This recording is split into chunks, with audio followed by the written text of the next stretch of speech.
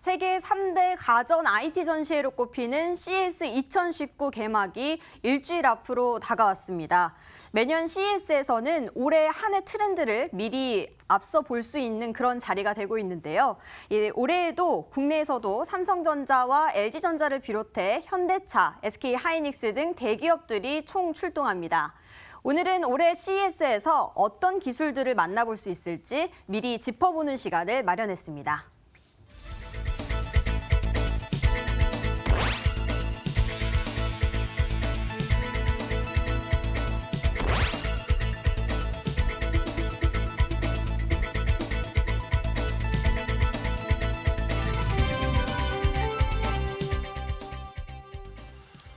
예, 벌써 연초가 되고 이제 어느덧 또 CES 얘기할 시기가 됐는데요. CES 2019에서는 또 어떤 기술들이 주목받고 있고 이 기술들이 어떤 기업에서 나오게 될지 한번 이야기 나눠보도록 하겠습니다.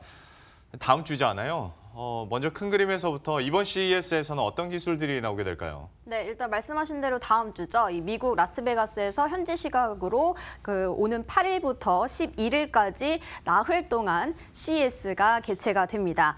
총 155개 국가에서 4,500여 개 기업들이 참가하는데요. 올해는 작년보다 500여 개 기업들이 더 참가하면서 총 18만 명이 넘는 관람객이 현장을 찾을 것으로 보입니다. 매년 CES를 주관하고 있는 미국 소비자협회가 올해 그 CES 화두를 정했는데요. 일단 그 5G, 또 인공지능, 자동차, 블록체인, 스마트홈, 또 증강현실과 가상현실 등이 꼽혔습니다. 특히 이번 CES 기조연설을 우리 그 국내 기업인 LG전자의 박일평 사장이 맡게 됐는데요. 더 나은 삶을 위한 인공지능이라는 주제로 AI 기술이 미래 삶에 어떤 변화를 가져올지에 대한 비전과 전망을 이야기할 예정입니다.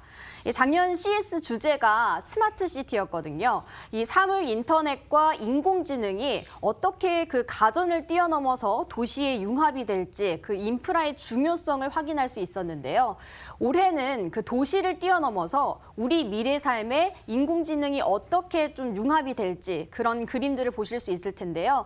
특히 우리가 그동안 인공지능이나 신기술이 미래 삶에 적용이 될 거다 이야기는 들었지만 굉장히 추상적이었잖아요. 예. 네, 올해는 조금 더 확실한 그런 그림들을 좀 확인하실 수 있을 것 같습니다.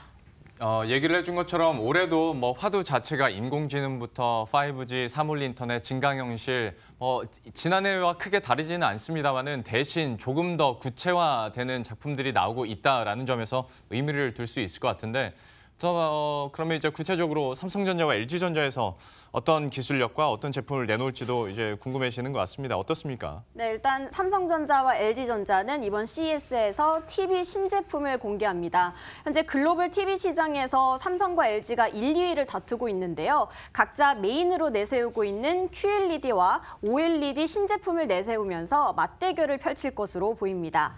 일단 삼성전자의 경우에는 가정용 TV로는 역대 최대 수준인 90인치대의 초대형 8K QLED TV를 공개할 것으로 보입니다. 현재 국내에 출시된 그 8K QLED TV의 경우에는 그 최소 65인치부터 최대 85인치 총 4가지 모델이 있는데요. 이번에 CES에서 초대형 TV를 공개를 하고 이 그 8K 초대형 시장을 우리가 선점하겠다라는 것이 삼성전자의 계획입니다. 예. 또 작년에 그 CES에서 B2B용으로 마이크로 LED TV를 공개했는데요. 올해는 가정용, 그 일반 소비자들이 살 수 있는 TV를 공개할 것으로 보입니다.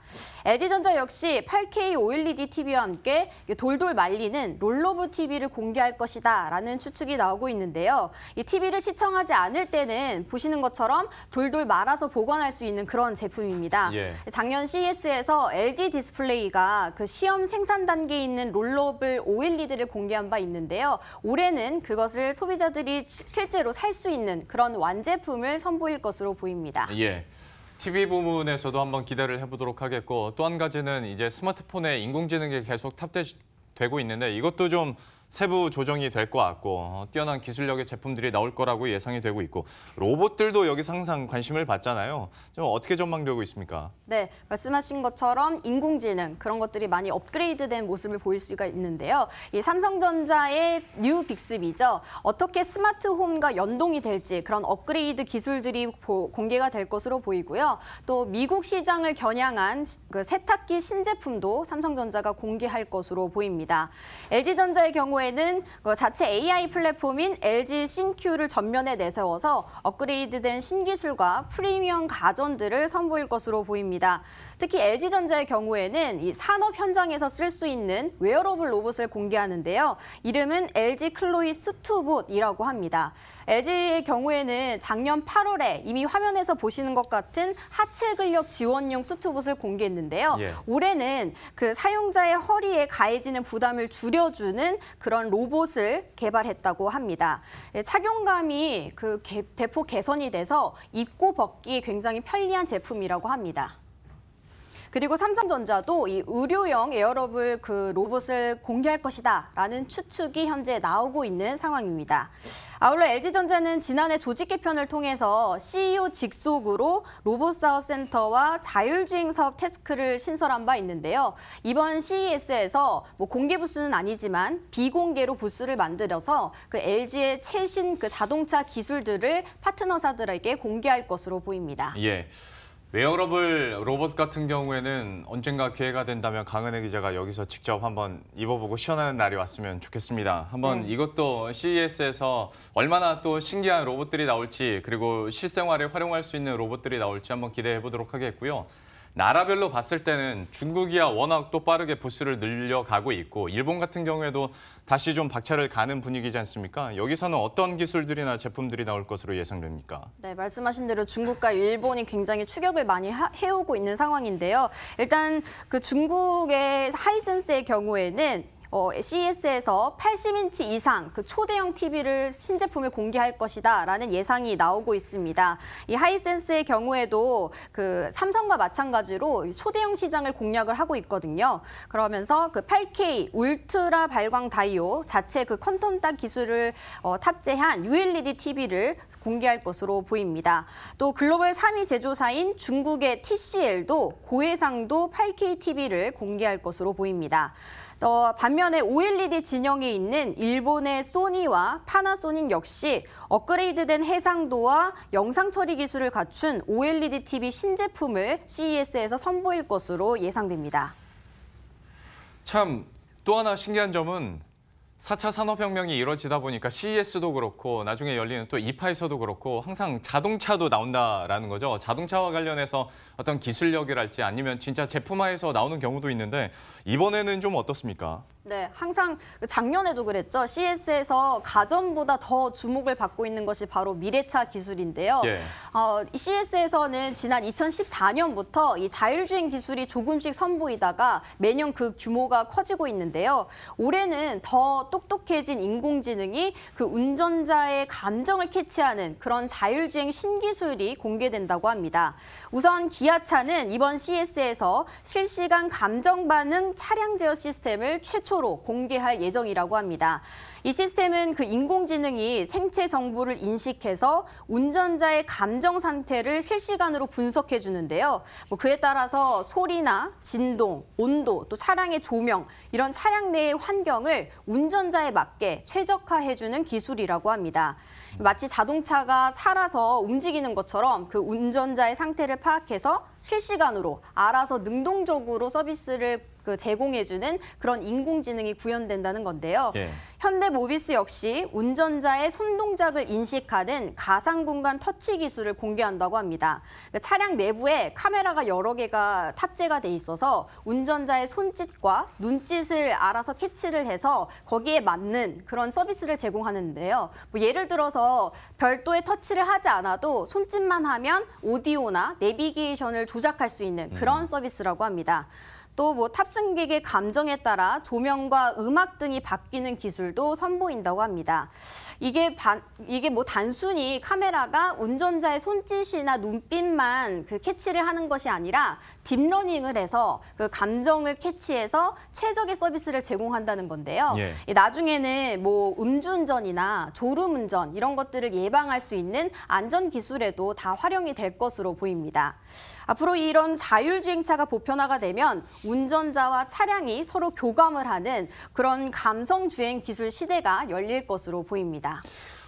소개될 기술에 대해서 저희가 이렇게 한번 들어봤고요. 기업별로 몇 가지만 질문 더 드리고 맞춰보도록 할 텐데 요즘에 CES 하면 SK와 관련된 뉴스들을 종종 보게 됩니다. 그러니까 SK 계열사들이 총출동한다고 들었거든요. 네. 이게 뭐 어떤 시너지를 내기 위해서 그러는 겁니까? 네, 이번에 SK가 CES에 처음으로 이 핵심 계열사 4개가 한꺼번에 총출동을 합니다. 그렇기 때문에 많이 뉴스에서 보셨을 텐데요.